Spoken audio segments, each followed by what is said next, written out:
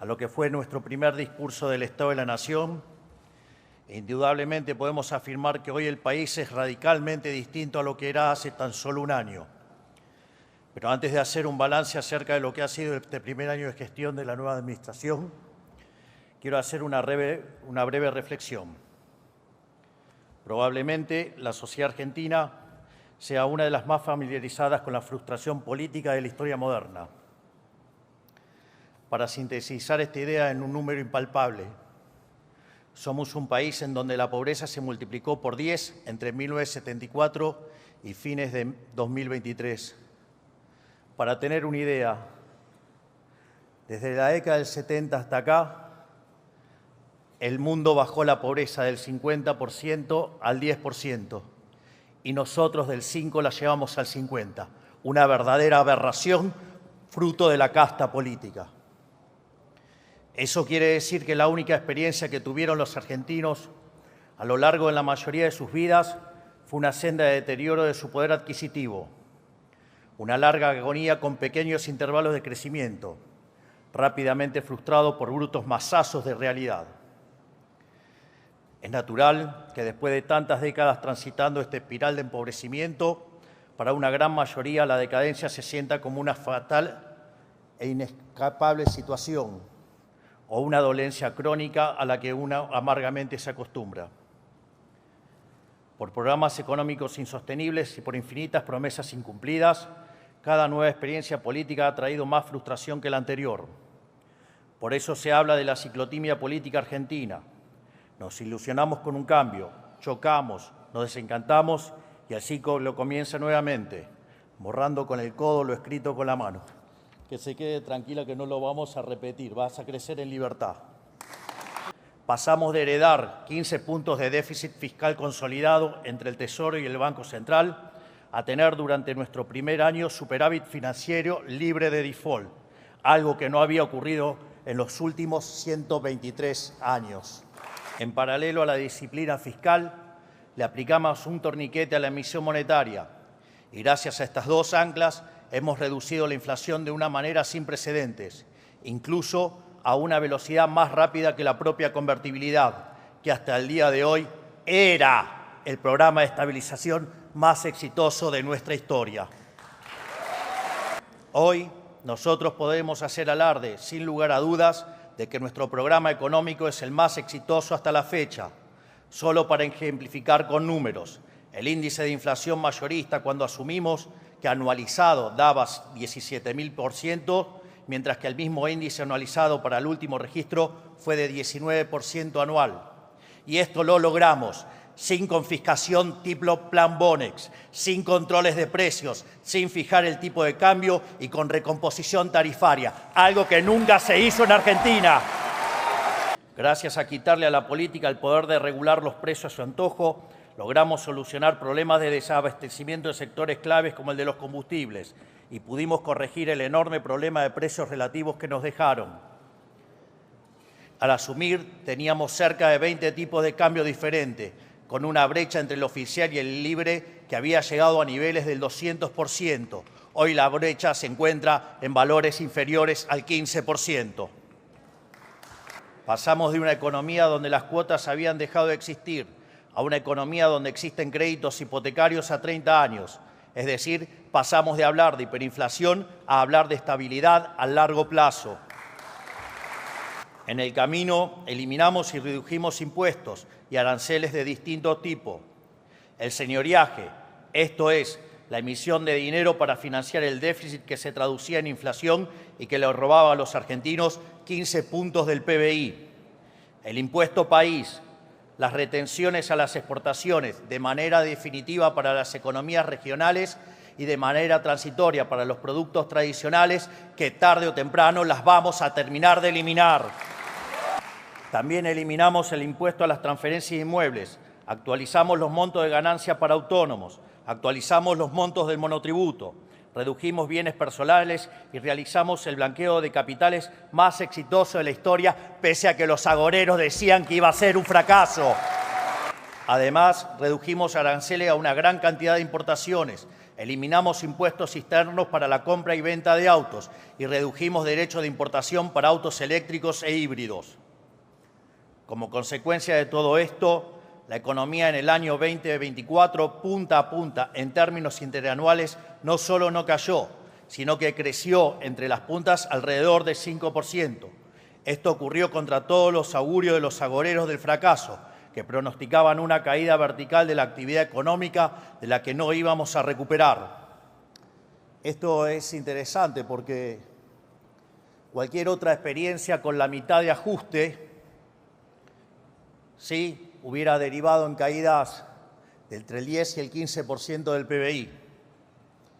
Entonces, cuando empezamos a hacer el ajuste, dijeron que era imposible, que ni siquiera íbamos a poder lograr un punto de ajuste en el propio 2024. Y en el primer mes de gestión, gracias a ese coloso que tenemos como ministro de Economía, que es Luis Toto Caputo, alcanzamos el equilibrio fiscal en el primer mes de gestión. Después dijeron que era transitorio, que no lo íbamos a poder sostener. Y cuando con el correr de los meses veían que el equilibrio fiscal seguía, empezaron que igual no íbamos a poder bajar la inflación, que se iba a estacionar en el 30 y bajó, que se iba a estacionar en el 20 y bajó, que se iba a estacionar en el 8 y bajó, que se iba a estacionalizar en el 4 y bajó, y seguimos haciendo que la inflación baje. Entonces, cuando ya era evidente que la inflación había entrado en un sendero decreciente, empezaron con las acusaciones del keynesianismo berreta, diciendo que nos íbamos a hundir y que la actividad económica se iba a desmoronar y que iba a explotar la pobreza. Qué malas noticias para ustedes keynesianos de acá y de todo el mundo, porque no solo eso, digamos, la actividad en medidas desestacionalizado, diciembre contra diciembre, terminó subiendo 4,8%, sin estacionalidad 5,5%, desde abril que la economía no para de crecer y que ustedes keynesianos no pueden parar de llorar. Cuando hablaban de caídas sin final, de la L y de la pipita de Nike suave, fue en B corta, aunque les duela a los del Frente para la Victoria, no sé cómo se llamen ahora, la Unión por la Plata, no sé. En definitiva, nuestro programa de ajuste fue expansivo. Fue expansivo porque, tal como dijimos durante la campaña, la gran mayoría del ajuste recayó sobre el sector público y no sobre el sector privado, al que le devolvimos cerca de 15 puntos del PBI al eliminar el déficit fiscal. Y además le devolvimos 5 puntos adicionales, dado el crecimiento económico entre diciembre 23 y diciembre 24. Fruto de ello es que observamos cómo la pobreza en la frecuencia mensual medida por la Universidad Torcuato Di Tella, que metodológicamente es similar a la de CEDLAS, de la UCA y el propio Ministerio de Capital Humano o el INDEC en una frecuencia semestral, bajó del 56% al 33%. Que en cantidad de habitantes se traduce en 10 millones de personas que salieron de la línea de la pobreza. En definitiva, ajustar a la política no solo no es recesivo, es expansivo y elimina la pobreza. ¿Quieren terminar con la pobreza? ¡Terminen con el curro de la política! Esta caída de la pobreza se vio impulsada por la baja de la inflación, el aumento sostenido de los salarios reales y las jubilaciones, y el aumento de la AUH en términos reales y del plan alimentar, dado que para nosotros la reconstrucción argentina debe hacerse con todos adentro, en serio, no en discursos.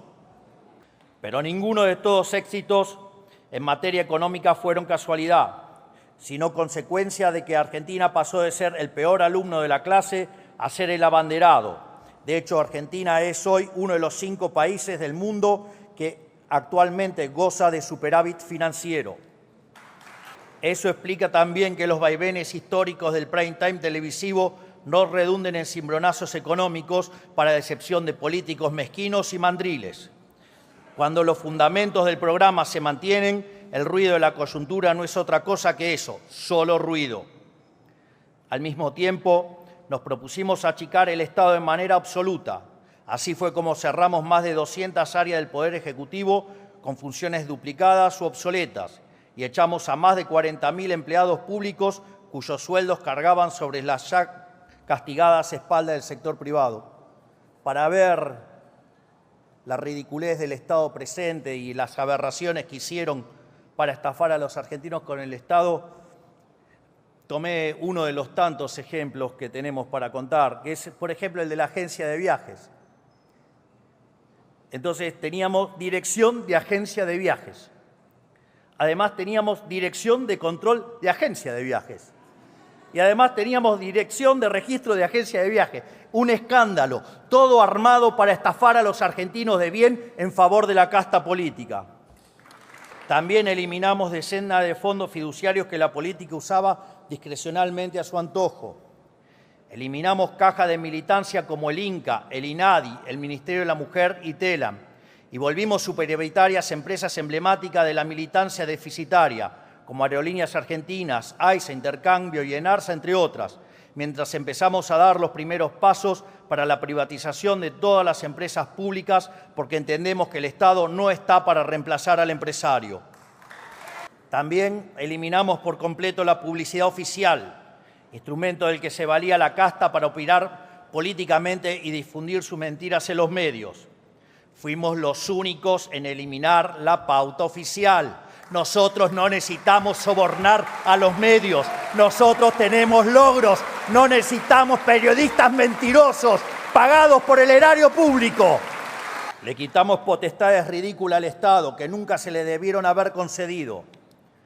Durante nuestro primer año de gestión, entre el DNU 7023, la ley base y el proceso de regulación más grande de la historia, hemos concentrado alrededor y concretado 1.700 reformas estructurales, eliminando regulaciones que cercenaban libertades comerciales y económicas y le ponían palos en la rueda al gran motor productivo de nuestro país, que es el sector privado.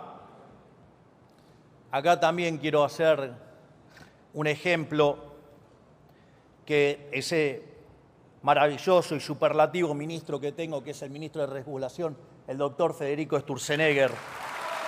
Es más, dada las costumbres de una parte de la clase política, hemos decidido hacer el ejemplo en términos cuánto pesaba el papel.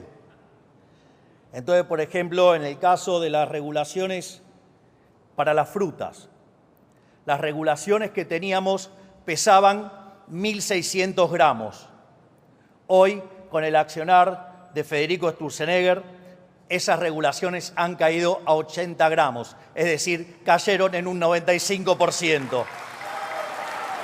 Creo que casi no hace falta que lo diga, pero ese correlato entre lo que pesaban las regulaciones tenía otro correlato en otro tipo de papeles, digamos, a veces verdes y a veces europeos, porque entran más en el mismo peso.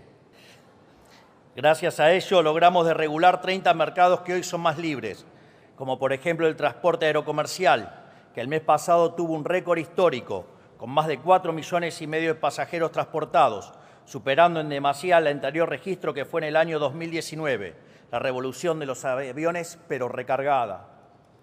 Quizás el ejemplo más emblemático de nuestro modelo sea el mercado inmobiliario. Gracias a que eliminamos la ley infame y difunta ley de alquileres, se multiplicaron exponencialmente los alquileres publicados y el costo del alquiler bajó hasta un 30% en términos reales. En materia de capital humano, eliminamos el curro de los gerentes de la pobreza, quitándole el poder de extorsión a un grupo de piqueteros sinvergüenzas que obligaban a los más necesitados a marchar por sus propias causas bajo amenaza de robarles la asistencia social. Gracias a esto logramos bajar la cantidad de piquetes en la calle y rutas de más de 8.200 a cero. Sí, escucharon bien, en 2023 tuvimos más de 30 piquetes por día hábil y ahora hace más de 10 meses que no hay un solo piquete en la calle de todo el país. En materia de seguridad nacional, bajo el liderazgo de la doctora Bullrich, durante 2024 vimos el índice de homicidio más bajo de los últimos 25 años, habiéndolo bajado 11 puntos en comparación a 2023, es decir, que tuvimos el índice de homicidios más bajo de Sudamérica.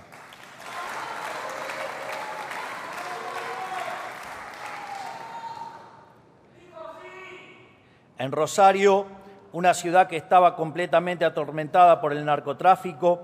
Gracias al Plan Bandera encabezado por la ministra, vimos el índice de criminalidad más bajo desde 2006, con menos de 100 crímenes registrados. En definitiva, gracias, ministra Bullrich, por devolvernos el orden y la paz y la seguridad a los argentinos de bien, para que sea un infierno para los delincuentes.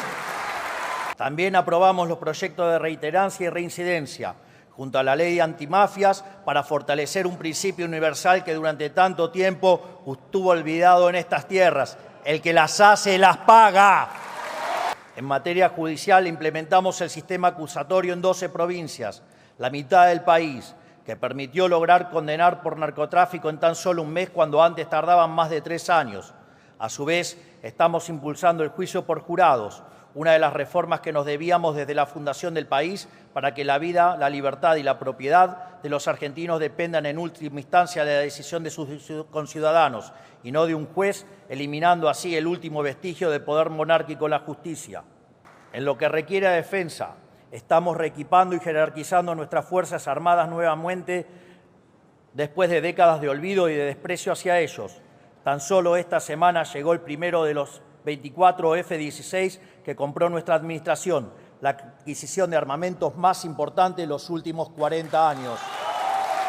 En política exterior, pasamos de ser un hazmerreír a nivel global, aliado de los países con peor performance del Concierto de las Naciones, como Cuba y Venezuela, a ser un protagonista inesperado. Hoy, producto de nuestra ambiciosa política económica y de nuestras posiciones férreas en política exterior, los ojos del mundo se posan sobre la Argentina después de mucho tiempo y en algunos casos incluso toman nota del trabajo que hemos hecho para aplicarlo en sus propios países, como está haciendo Elon Musk al frente de la cartera de regulación de los Estados Unidos. No es menor lo de Elon con la motosierra. La motosierra hoy es un símbolo de cambio de época y el inicio de una nueva era dorada para la humanidad, pero esta vez, en vez de ir a contramano del mundo, Argentina está a la vanguardia del mundo. Creo que, haciendo este breve repaso de los miles de cosas que han cambiado en el último año, podemos afirmar de manera inapelable que el Estado de la Nación es hoy mucho más prometedor que el que teníamos hace un año. Durante la campaña presidencial, invitamos a todos los argentinos a juzgarnos por nuestras ideas. Hoy, habiendo transitado poco más de nuestro primer año, lo invitamos a juzgarnos nuevamente, pero esta vez por nuestros resultados. Esto es sumamente importante, porque si la resignación argentina es producto de las promesas incumplidas, su redención dependerá de que cumplamos nuestra palabra, y lo vamos a hacer a rajatabla. En un relevamiento realizado por el secretario de Comunicación, nuestro vocero, el gran Manuel Adorni, hemos concluido que en nuestro primer año de gestión, es decir, 25% del tiempo de nuestro mandato, ya hemos cumplido o estamos cumpliendo más del 75% de nuestras promesas, algo inédito en la historia argentina. Es más, quiero hacer una nota al pie de página sobre esta afirmación, porque no es que estamos cumpliendo porque nuestro programa fuera un programa poco ambicioso. Durante toda la campaña tuvimos el acoso y el hostigamiento que decían que todo lo que proponíamos era imposible. Era súper ambicioso. Nadie creía que podíamos lograr lo que estamos logrando. Y en ese sentido, no solo estamos haciendo cosas que prometimos en campaña, sino que además estamos haciendo muchísimas más cosas que las que prometimos en campaña. Y cuando uno hace esta corrección, llevamos cumplido el 97% de las promesas de campaña en solo un año. Y es por ello que quiero hacer un alto en el discurso, porque en la vida hay que ser agradecido y no hay que ser mezquino, y quiero agradecer a cada uno de mis ministros por la enorme labor que han hecho cada uno de ellos durante este año.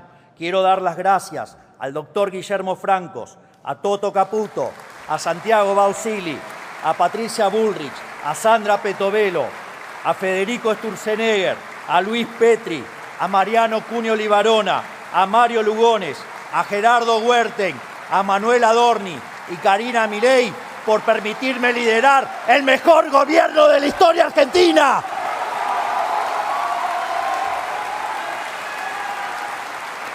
Así, antes de nosotros, gracias al modelo empobrecedor de la casta, la Argentina estaba rendida.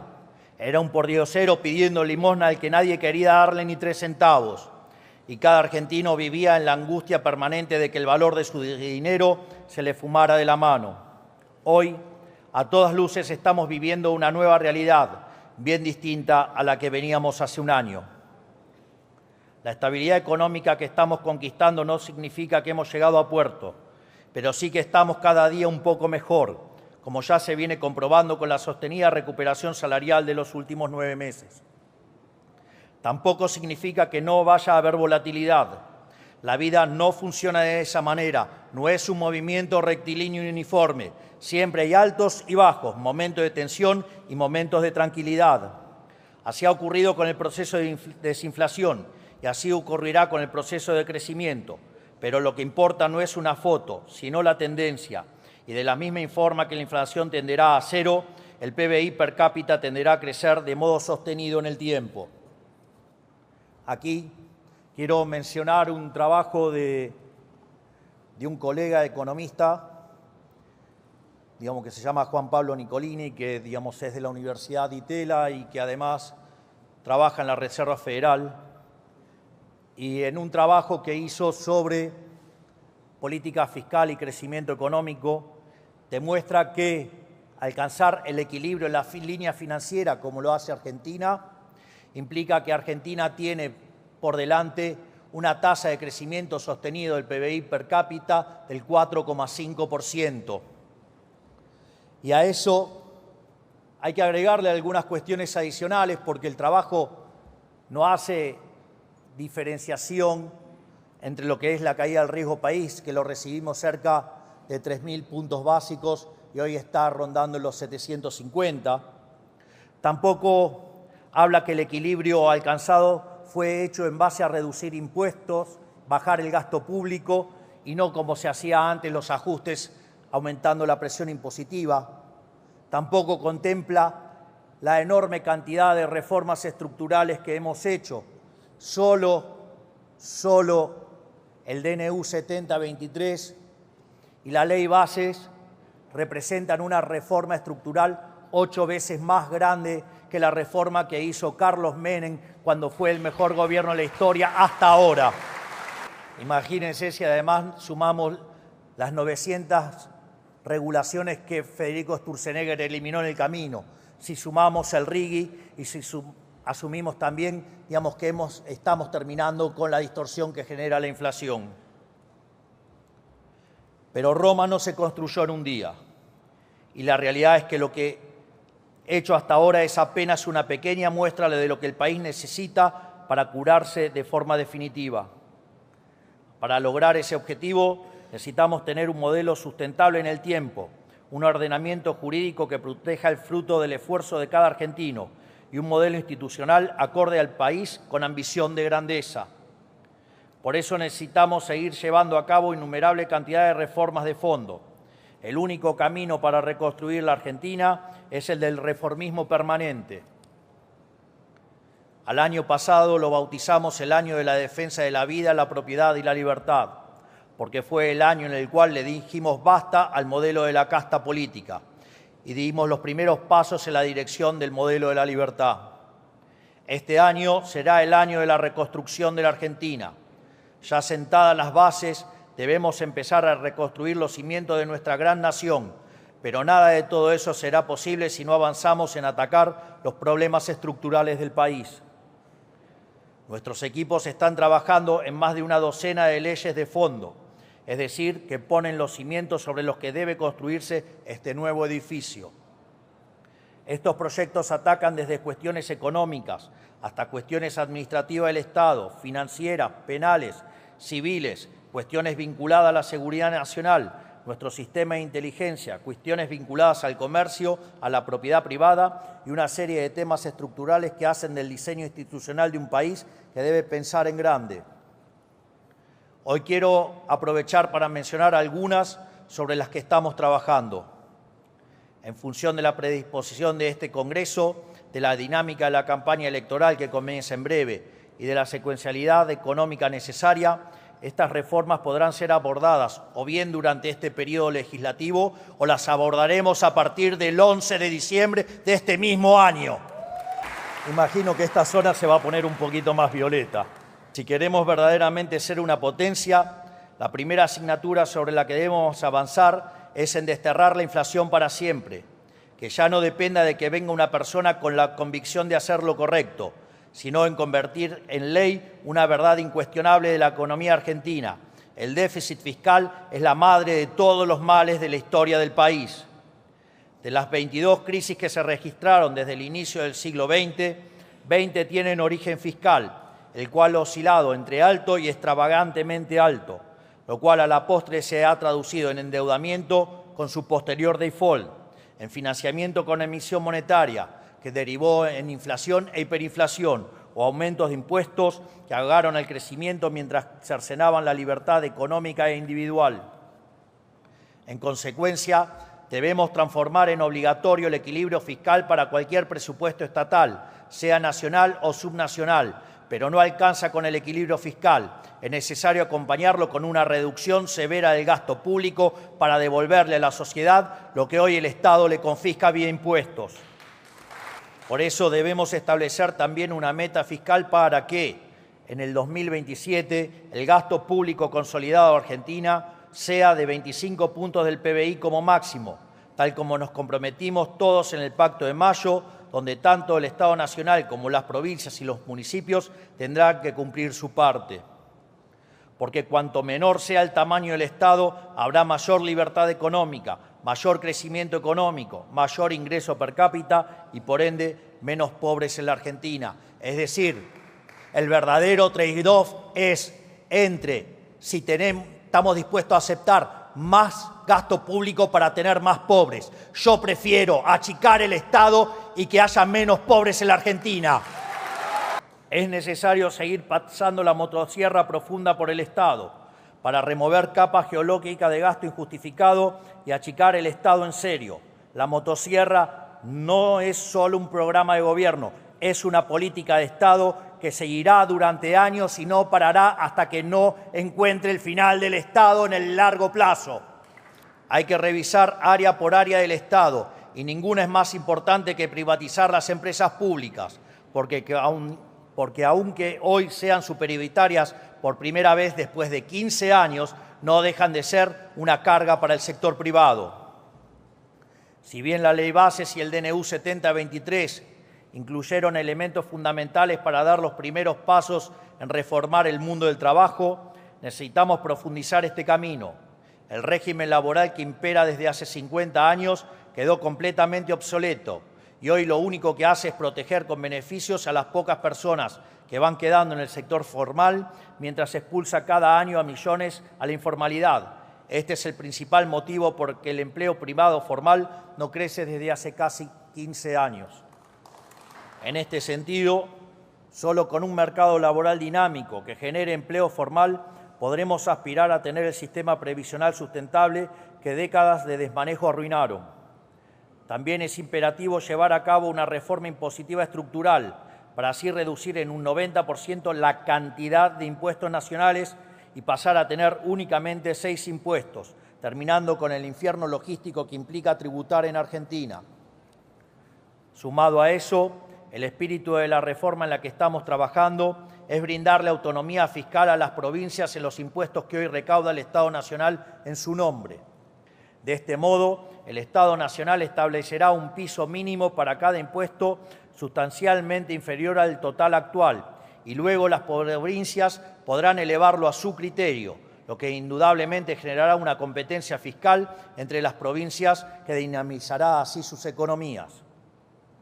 Del mismo modo, necesitamos devolverle a los argentinos la libertad de comerciar con quienes deseen, para que bienes y servicios ingresen al mercado local y así cada uno pueda comprar libremente productos de mejor calidad a mejor precio.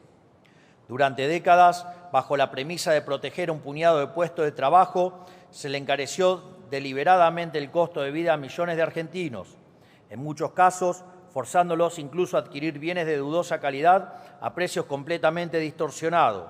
No es justo que solo quienes pueden pagarse un viaje al exterior puedan comprar lo que deseen a precio internacional. Tiene que ser para todos. Abrir los mercados también le abrirá las puertas del mundo a las empresas argentinas para que puedan salir a vender nuestros productos a 8.000 millones de personas en un contexto internacional donde lo que la Argentina tiene para ofrecer será muy requerido. También quiero acá terminar con otra falacia con la que nos han estado mintiendo por casi 100 años y que es el tema de la industria infante, un infante que por lo menos tiene 90 años ya, o digamos de proteger la industria X porque genera puestos de trabajo. Esa también es otra mentira. Porque si en el proceso de apertura de la economía ingresa un producto de mejor calidad a un mejor precio y quiebra una empresa, también es cierto que los consumidores ahora tienen más dinero en su bolsillo y los pueden gastar en otros sectores de la economía. Por lo tanto, digamos, se reasignará el empleo y irá a sectores donde es más productivo y donde hay mayores salarios y por ende hay mayor bienestar para todos. Por lo tanto, basta de la mentira proteccionista, porque en el fondo no es ni más ni menos que un curro entre los políticos y los empresarios prebendarios. El primer paso en este sendero es la oportunidad histórica que tenemos para entablar un acuerdo comercial con Estados Unidos. Una oportunidad que ya se nos presentó hace 20 años y dejamos pasar, desaprovechando el último gran boom de crecimiento que vio el planeta. Pero para aprovechar esta oportunidad histórica que se nos vuelve a presentar, es necesario estar dispuesto a flexibilizar o incluso, llegando el caso, a salir del Mercosur, que lo único que logró desde su creación es enriquecer a los grandes industriales brasileros a costa de empobrecer a los argentinos. Pero hace falta ir aún más profundo, restableciendo la inviolabilidad de la propiedad privada, para lo cual hace falta descender al subsuelo de las leyes, los códigos civil y comercial y procesal civil y comercial. Urge devolverle la libertad de asociación a todos los argentinos, reduciendo las prerrogativas de Estado y aumentando las de cada ciudadano. Es inadmisible que los individuos no tengan derecho a pactar acuerdos libremente entre sí sin la intromisión de cualquier juez de poca monta, cuyo capricho a menudo está aparejado de ataduras políticas o económicas. Aquí es donde se juega la famosa seguridad jurídica por la cual la política reclama hace años, pero por la que nunca hizo nada. Esto se resuelve con un código civil y comercial claro e impermeable a la interpretación maliciosa de cualquier juzgado. Además, el orden público y la vida social en paz deben volver a ser la regla y no la excepción en la Argentina. Actualmente tenemos un sistema judicial y un código penal repleto de grietas por los que se coló el virus del antipunitivismo, que además de estar moralmente mal, demostró su estrepitoso fracaso. Lo vimos esta semana en la trágica noticia del asesinato de Kim Gómez, una nena de tan solo 7 años que fue brutalmente asesinada. Quiero expresar mis condolencias para con su familia y asegurarles que tienen el compromiso de este presidente para luchar incansablemente contra el flagelo de la inseguridad. Además, aprovecho para decirle al gobernador Kicillof que mientras siga sosteniendo que los delincuentes, los asesinos y los violadores son víctimas del sistema, en línea con el wokismo jurídico de Zaffaroni, no solo no tenemos nada para conversar, sino que además quiero decirle que jamás resolverá el gravísimo problema de inseguridad de la provincia, ya que ser tolerante con los delincuentes es castigar a las personas de bien. Si quiere resolver el problema, tiene 2 alternativas: abandonar esa visión abolicionista y castigar a los criminales, o correrse del camino y dejarnos resolver el problema nosotros, porque si hay algo que caracteriza a este gobierno nacional es que no nos tiembla el pulso y los problemas los arreglamos en serio. Durante demasiado tiempo la política le dijo a los argentinos que no iba a castigar el delito, que los delincuentes eran víctimas de un sistema injusto y que, por lo tanto, no eran responsables de sus acciones. Lo único que lograron fue que para muchos delincuentes delinquir ya no tuviera costos. Lo sufren los bonaerenses todos los días. Pues bien, con los proyectos de reiterancia y reincidencia del Gobierno aprobado por este Congreso, terminaremos finalmente con la puerta giratoria en la Argentina. Además, la implementación del nuevo Código Procesal Penal en todo el país está demostrando de forma inapelable su capacidad de acelerar los tiempos de un juicio de años a meses, y tenemos la responsabilidad de extender el funcionamiento de este sistema a todas las provincias del país. Pero la eficacia del proceso penal es solo una arista de la cuestión. Necesitamos elevar los costos para quienes delinquen. Por eso necesitamos aprobar la ley de baja de la edad de imputabilidad, para que quienes son lo suficientemente conscientes para cometer crímenes de adultos paguen las consecuencias de sus actos como adultos. Pero lamentablemente llegará tarde, porque hoy uno de los asesinos de Kim tiene 14 años y goza de ser inimputable. No se lo puede juzgar, y el otro criminal cometió delitos siendo menor de 16 años, lo cual significa que con nuestra ley de imputabilidad no hubiera estado libre en un principio. Necesitamos bajar la edad de imputabilidad, y no solo eso, necesitamos también agravar todas las penas del Código Penal. Sí, todas las penas del Código Penal. Emprendiendo así la reforma del Código Penal más importante de los últimos 100 años, algo que tiene que ocurrir en carácter de urgente. Pero el problema no se limita al crimen ordinario. El narcotráfico y el terrorismo representan un peligro claro y presente para los argentinos. Desde las ciudades tomadas por el narco hasta la tragedia de la familia Vivas, todos los días nos recuerdan que los argentinos necesitamos instrumentos para luchar contra quienes quieren atentar contra nuestras vidas.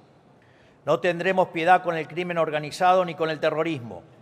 Para ello, la flamante ley antimafia nos permitirá meternos sin la intermediación de gobiernos locales en las madrigueras del narcotráfico. Además, estamos trabajando en una ley de seguridad nacional que le provea herramientas al Estado Nacional, a nuestro servicio de inteligencia y a nuestras fuerzas para perseguir a quienes quieren atentar contra la vida de los argentinos. Para concluir, no podremos resolver la crisis de delincuencia en nuestro país sin una justicia independiente pero efectiva. Y la justicia no va a funcionar correctamente hasta que la política se decida a dejar de politizar los nombramientos de los jueces, fiscales y defensores públicos. Esto tiene que ser obvio para todos. Es imposible que la justicia cumpla su deber si funciona al 60% de su capacidad. Esperamos que la política esté a la altura de esta urgencia nacional y no politice la aprobación de los pliegos, a diferencia de lo que ocurrió este año con los candidatos a conformar la Corte Suprema. Si queremos ser un país serio, también debemos llevar a cabo una profunda reforma migratoria. Léela, Manes, te va a hacer bien. Supuestamente vos entendés cómo funciona el cerebro y parece que no aprendiste nada. Léela bien. Quizás tu versión es con inteligencia artificial y cambia de libertaria a kirchnerista como hiciste vos, Manes. Manes, te falta mucha teoría política. No podés confundir. Les pido silencio, por favor, mientras habla el presidente de la Nación. Muchas gracias. Te falta mucha lectura, Manes. Nuestra nación ha sido generosa con los inmigrantes, pero otra cosa distinta es ser tomado de tontos por nuestros vecinos o ser un centro de beneficiario pagado por el bolsillo de los argentinos. Queremos que aquellos extranjeros que estén de forma transitoria o temporaria en nuestro país tengan que pagar los servicios que utilizan. También debemos permitir a las universidades cobrarles a quienes no son residentes permanentes, así como es necesario endurecer severamente las condiciones de deportación para los extranjeros que delinquen. Por otra parte, tenemos que recuperar el imperio de la igualdad ante la ley, terminando con este sistema de cupos de distinto tipo que impone desde a quién emplear hasta a quién votar. Hemos llegado al punto en el que hay cupos hasta para emplear gente en medios de comunicación o para la programación de artistas en un festival. Con la supuesta justificación de proteger a ciertos grupos percibidos como oprimidos, hemos perjudicado injustamente a los demás, vulnerando la igualdad ante la ley que consagra nuestra Constitución. Tenemos que recuperar una verdad básica de la democracia liberal, que es el límite de los derechos de uno son los derechos del prójimo. Estos son unos pocos de los tantos proyectos de reforma de fondo en los que estamos trabajando y en los que avanzaremos en la medida que la dinámica política y la secuencialidad económica lo requieran. Finalmente, pero no por eso menos importantes, para hacer realidad estos proyectos y los cambios que el pueblo argentino demanda, estamos avanzando en un acuerdo con el Fondo Monetario Internacional para poder terminar de sanear el balance del Banco Central y salir del cepo cambiario definitivamente durante este año. Llevamos décadas con la mochila de déficit fiscal y endeudamiento, que se agravó porque durante toda la historia argentina, en lugar de enfrentar el problema fiscal, los distintos gobiernos eligieron endeudarse, ya sea con el mercado, con organismos multilaterales de crédito o con el propio Banco Central a cambio de emisión de dinero.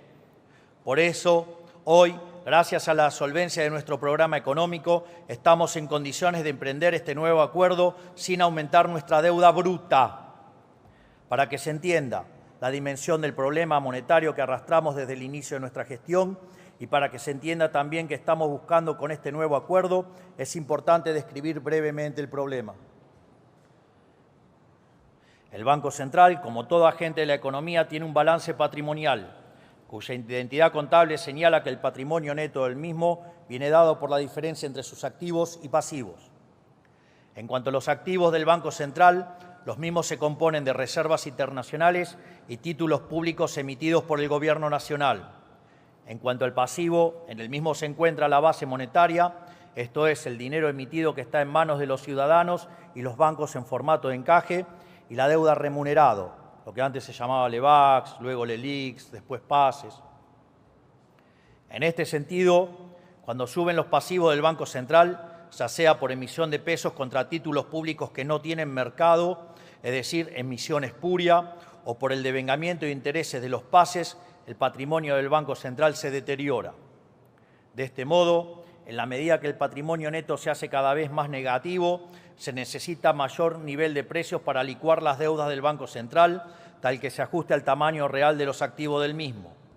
En este sentido, en la medida que el Tesoro se financia colocando títulos sin valor en el Banco Central, el nivel de precios de largo plazo es más alto y con ello mayor la tasa de inflación en el presente. Desde esta perspectiva, entonces, es muy simple explicar por qué desde la salida de la convertibilidad el precio del dólar se multiplicó por 1.200 veces. En primer lugar, por la estafa descomunal de la especificación asimétrica, lo cual implicó que la política se robó 14.000 millones de dólares que respaldaban la base en el 2001 y que a dinero de hoy, ajustado por la inflación americana, son 30.000 millones de dólares. Es decir, con la especificación asimétrica, ese chiste, digamos, tan impulsado alegremente y bancado por Clarín, que después, bueno, tuvo su ley, digamos, de medios para que no quiebre, digamos, ahí le robaron a los argentinos 30.000 millones de dólares. La segunda estafa fue el Fondo del Bicentenario, cuando por el capricho electoral de Cristina Fernández de Kirchner se extrajeron del Banco Central 10.000 millones de dólares, que a dinero de hoy serían 15.000 millones de dólares. O sea, ahí le robaron al Banco Central 15.000 millones de dólares, que en el fondo se lo robaron a todos los argentinos vía impuesto inflacionario. Sin embargo, el saqueo de los políticos por medio del Banco Central no se acaba con esas dos estafas monumentales, sino que a eso hay que sumar los 25.000 millones de dólares futuros en el 2015 y los 40.000 millones de las IRAs en el 2023. Esto significa que en los últimos 25 años la política vía el Banco Central le robó a los argentinos 110.000 millones de dólares. Vengan ahora a hablar de estafa piramidal, dale. Por lo tanto, ante semejante destrucción del activo del Banco Central, no debería sorprender el desastre inflacionario que hemos vivido en los últimos 20 años. Y dado que el dólar es un precio más de la economía, es casi natural que se haya multiplicado por 1.200 veces, como dije antes. En función de ello, nosotros hemos cortado con el déficit fiscal y el cuasifiscal, por lo que el BCRA ya no volvió a estafar a los argentinos con emisión de dinero, ni para el Tesoro ni para los intereses de los pasivos remunerados, ya que de hecho la base monetaria amplia permanece constante desde mediados del año pasado. Así como lo escuchan, la base monetaria amplia no crece desde mediados del año pasado. Tampoco se buscó la solución mediante la toma de deuda en el mercado, ya que la deuda consolidada de la nación bajó en 30.000 millones de dólares. Nosotros no proclamamos el desendeudamiento en palabras, lo hacemos en los hechos. Por lo tanto, el presente acuerdo con el FMI lo que busca es restaurar el activo del Banco Central y con ello su patrimonio, para que de este modo la inflación sea solo un mal recuerdo del pasado. Así, el dinero que ingrese del FMI, el Tesoro lo utilizará para cancelar parte de su deuda con el Banco Central. Al mismo tiempo, se podría objetar que si bien la deuda bruta permanece constante, hay un cambio en el acreedor. Sin embargo, este argumento implicaría aceptar que la política está dispuesta a seguir estafando a los argentinos con la inflación. Esto es, alguien podría señalar que estamos cambiando impuestos explícitos por un impuesto implícito no legislado.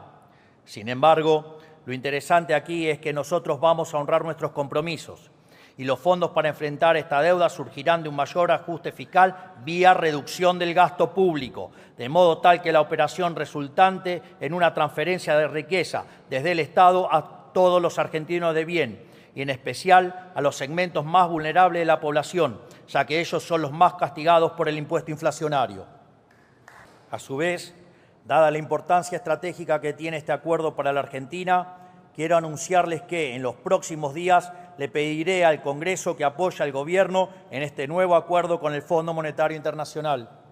Este nuevo acuerdo nos brindará las herramientas para allanar el camino hacia un esquema cambiario más libre y eficiente para todos nuestros ciudadanos y para poder atraer mayores inversiones que se traduzcan en menor inflación, mayor crecimiento y nivel de empleo, con las consecuencias mejores salarios que implican menor cantidad de pobres e indigentes. Quiero ser claro con una cosa.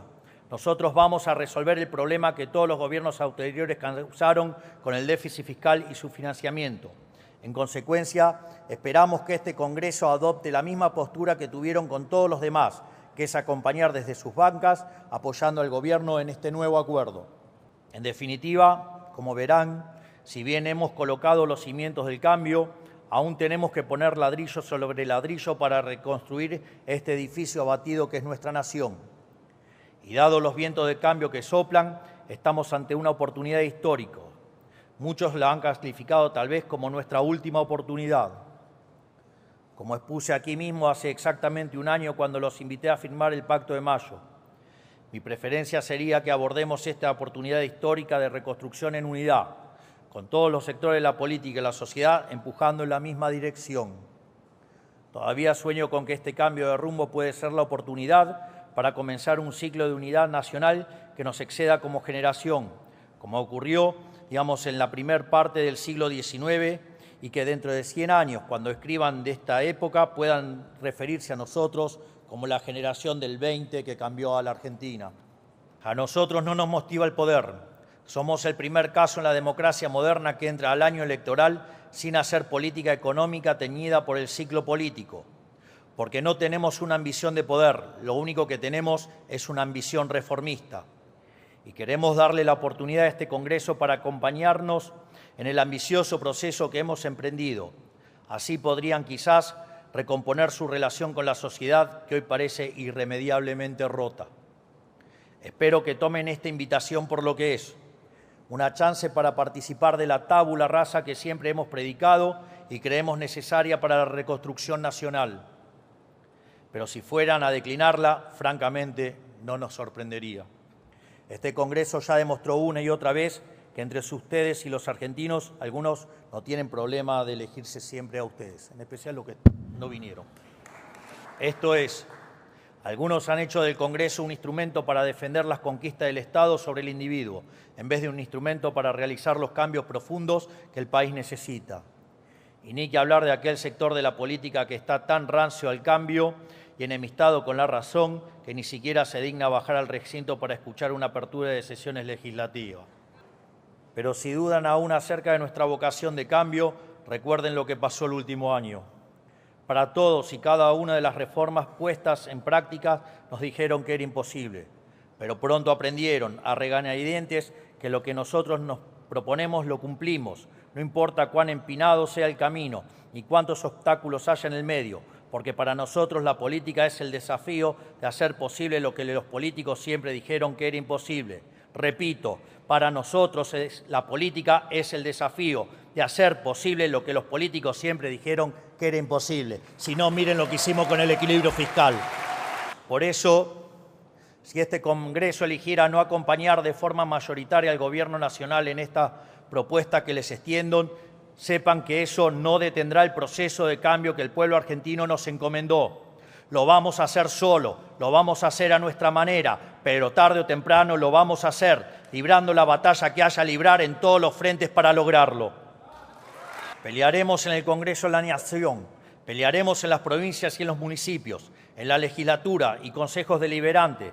Daremos la batalla de visitante en los medios analógicos y lo haremos de local en las redes sociales. Lo haremos en la calle si así lo demanda la historia. Y nunca, pero nunca nos rendiremos. Jamás nos vamos a rendir. Si aceptan mi propuesta, veréis que están dispuestos a involucrarse en lo que el país necesita. Caso contrario, habrán demostrado que el único camino para cambiar el país es cambiar este Congreso. Por todo lo expuesto, queda claro que estamos ante una disyuntiva. ¿Queremos seguir aplicando las mismas recetas fallidas que nos llevaron al borde del precipicio o queremos salir adelante? Solo hay una forma de hacerlo, hacer de una vez por todas lo que corresponde. Yo me niego a creer que lo mejor de este país ya pasó. Al contrario, estoy convencido de que lo que mejor está por venir. Ahora la elección está en sus manos y los ojos del pueblo argentino están sobre todos ustedes. De esta manera, quedan inauguradas las 143ª sesiones ordinarias de nuestro Congreso de la Nación.